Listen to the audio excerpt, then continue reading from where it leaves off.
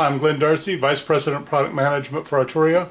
Today I'm going to be showing you some of the features and functionality inside the Keylab keyboards, the 25, the 49, and the 61.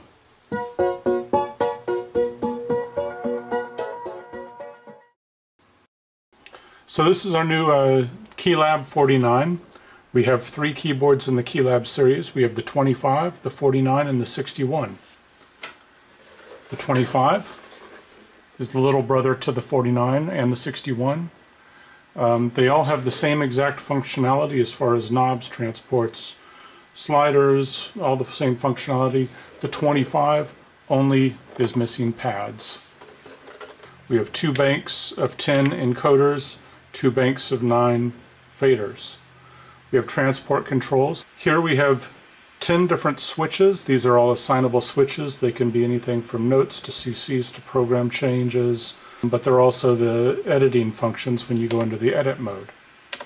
We have a 49 note semi-weighted keyboard, or a 61 note, or a 25. They all have aftertouch.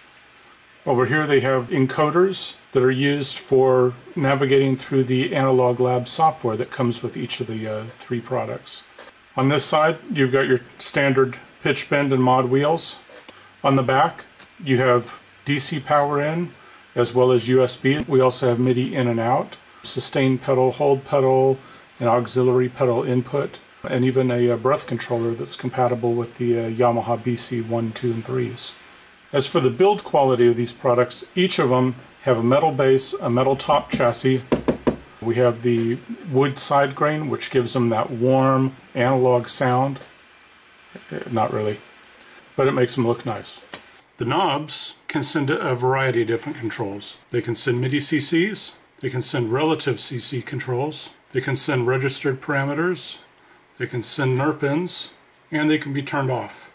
In the control mode, you can choose MIDI channel and the CC number for each knob, as well as a minimum and maximum range for that knob.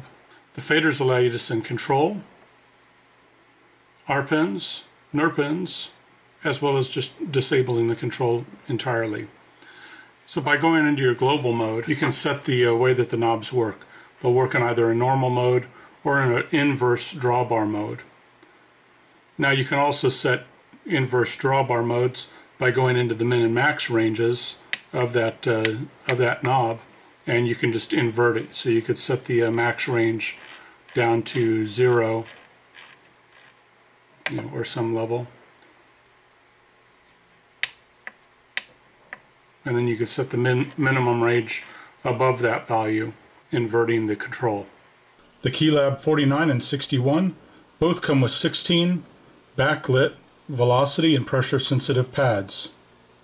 The pads can be MIDI notes, they can be patch changes, you can disable them, they can be MIDI CCs, they can be in a toggle mode or a gate mode. So toggle, you'll toggle it on, toggle it off, and you can do that for note or CCs. The assignable switches allow you a number of different modes as well. You can turn them off to totally disable them. They can send a standard MIDI CC. The default setting is to the duration control message, which works well with the Analog Lab software. You can assign keyboard internal presets. You can have a control toggle mode, so you turn it on, turn it off. Be note toggle, same thing, send a note. It'll hold on until you hit the button again. You can send just a standard MIDI note message. You can send an external program change, and then you can always turn them off. The default setting is to the duration control message, which works well with the Analog Lab software. In the global mode, you can set up parameters that determine how the faders work, how the pads work, feel and channels of the keyboard.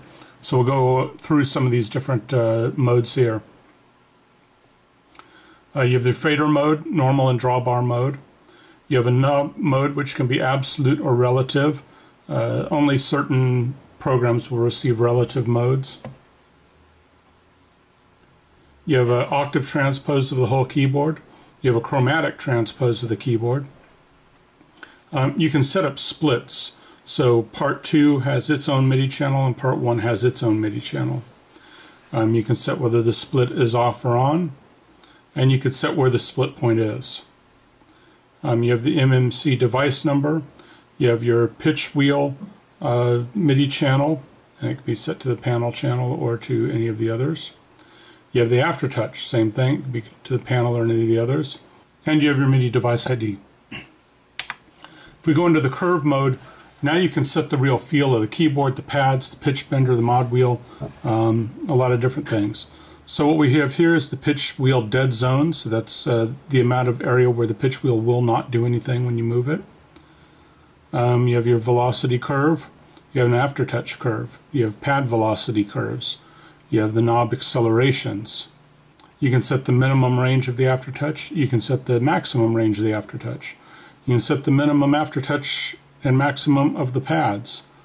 You can set the center position of the pitch wheel, as well as the dead zone. You can see there's a lot of ways to customize how things feel and how they work here. Let's get into some general purpose uses. So you power it up, you've got your thing, now you want to send a program change message to an external device. Where you just hit edit, and that puts these knobs now into your edit parameters. If you are not in edit mode, these are now assignable switches. So when I go into edit mode, I can choose program change. Now I can choose to send a bank change message, the MSB, the LSB, the bank change, as well as I can reset all notes off and then send the program change. And so I can choose the number by turning the value dial, and then when I press the button it's going to send that. To recall one of the internal presets, just go edit, recall, pick and choose the memory that you want, hit enter, and it's recalled that program. If I want to go back to my original one, just simply edit, recall, choose it, go. If you edit something, you want to store it, hit edit, store, it will give you the number that you want. You hit enter, it will ask you if you're sure you want to override it, hit it again, and you've just overwritten that preset. Okay, with all the Keylabs, one thing that we did was we really wanted to make sure that they're great musical instruments. So as far as the layout was concerned, we wanted to lay out the knobs and sliders so that your hand naturally falls onto them just right. So it's not like this, and you're not like, you know, making little chipmunk hands to try to do a bunch of different things. When you turn a knob, you want to be able to turn the knob freely and not have your hand bind down on the other knobs around it. So we did some nice ergonomic spacing on the whole on the product as a whole. Thanks for checking out this video. I'd ask that you go to your local store, try out one of the new Keylab keyboards. For existing owners of Keylabs, please make sure that you go to the resources page on the Arturia website and get the latest firmware, latest versions of software, and look for other information and tutorials.